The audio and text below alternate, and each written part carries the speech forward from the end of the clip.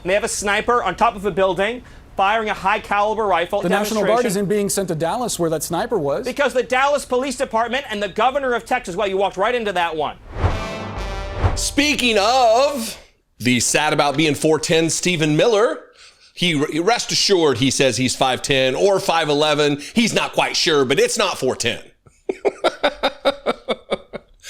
He took to the airwaves, not just on Fox News yesterday, but also on CNN, where Boris Sanchez, someone who does generally very good work over at CNN, asked him a series of questions about the actions of the federal government, the proposed invasion and occupation by military troops of an American city, another American city, Portland, Oregon. And this exchange is really something else, except for when it got to YouTube, when it made it to YouTube, there was like a roughly 15 second piece that was just ham-fistedly edited out. And I got questions for CNN because it may have been the most important statement made by Stephen Miller, where he says, when in our history have we tolerated unlawful riotous assemblies? Which would beg the question, where was Stephen Miller on January 6, 2021, when Trump supporters, armed white supremacist allies of Stephen Miller, erected a hangman's gallows on the lawn of the Capitol while they chanted, "Hang Mike Pence," while they hunted and stalked Speaker of the House Nancy Pelosi? Where was he during that? But that particular moment was edited out of the version that made it to YouTube. Here, and you'll see at the end of the clip, it cuts from like 2:50 p.m. Eastern time to like 2:53, all crazy. And they left out maybe the most important aspect of this interview. But I'm going to give you the full picture here. So let's start with the edited clip as part of this interview. Police have made something like 70 total arrests since June, and there are no reports of buildings being burned to the ground. The White House cited a guillotine being rolled out as like a public display of rebellion, but there isn't actually a threat that these demonstrators are going to overthrow the government. Are you concerned that that response weakens your legal argument? No, they are actually, as we speak, trying to overthrow the core law enforcement function of the federal government. Boris, this is, I think, where we're talking past each other. When ICE officers have to street battle against Antifa, hand-to-hand combat every night to come and go from their building, when they try to exit in a vehicle, when they are swarmed and surrounded and they try to tip the vehicle over, when people bring weapons to an ICE facility to try to engage in direct violent assault against ICE officers, what is the purpose?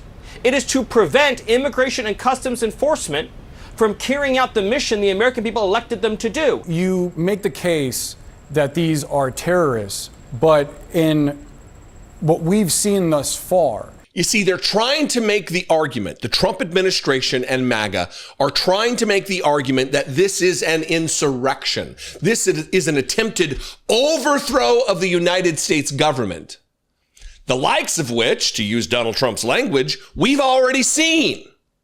We know in modern times what an insurrection looks like because we suffered through one on January 6, 2021.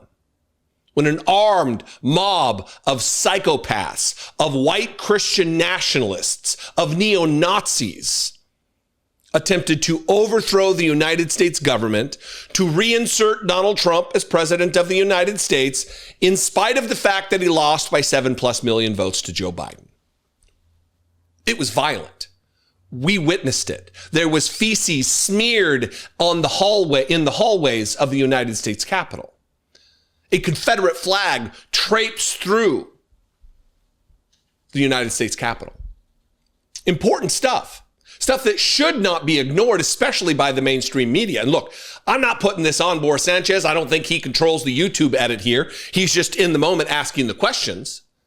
But why was this particular moment edited out of what you just watched? Watch this. When in our history have we tolerated unlawful riotous assemblies night after night around FBI buildings or ATF buildings or DEA buildings? This is the textbook definition of domestic terrorism.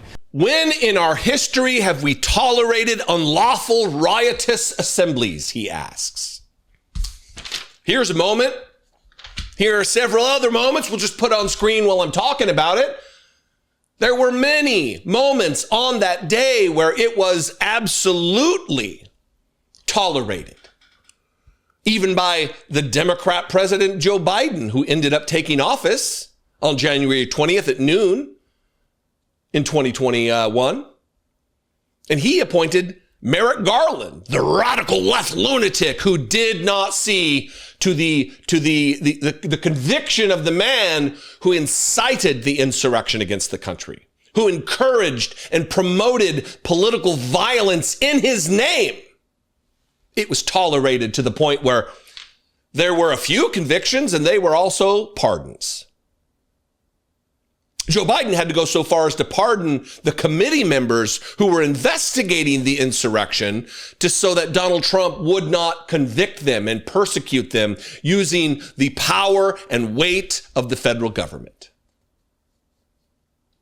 You see, this entire thing is attempting to make arguments that are ridiculous arguments, that do not stand to reality, the test of what the actual facts are and what reality is.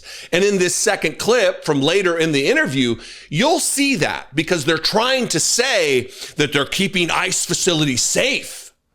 And that the reason is because there's snipers on roofs taking shots at ICE agents. Even though that took place in Dallas, that took place in Texas, and they're not sending the National Guard to Texas. They're not federalizing. They're not invading the state of Texas and occupying it with military troops. They're sending them elsewhere. And this, much to Boris Sanchez's credit, was pointed out. And watch Stephen Miller panic. Oh, you just walked right into that one, he says.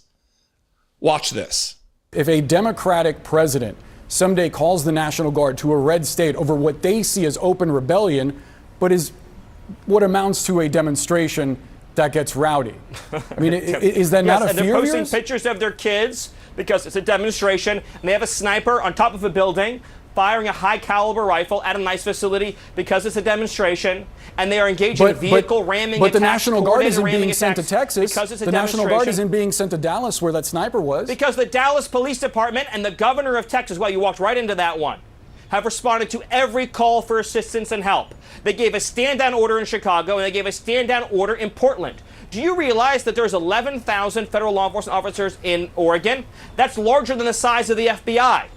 Local and state police are resourced to deal with this kind of riotous assembly, but they have refused. They've been given a stand-down order. So they've arrested some 70 people since June. They've been arresting folks on the ground. They've been arresting folks on the ground. They refute what you're saying outright. Boy, you just walked into that one. Walked into what one, Steve? Mr. 410? What did he walk into? You're saying you're predicating a military invasion of an American city on something that didn't happen in that city or state. Makes total sense, Stephen. Makes total sense. Let's invade Portland, Oregon because of a criminal act that took place in Texas. That's how law enforcement works. Yeah, absolutely. There was shoplifting at Walgreens, so let's go invade CVS.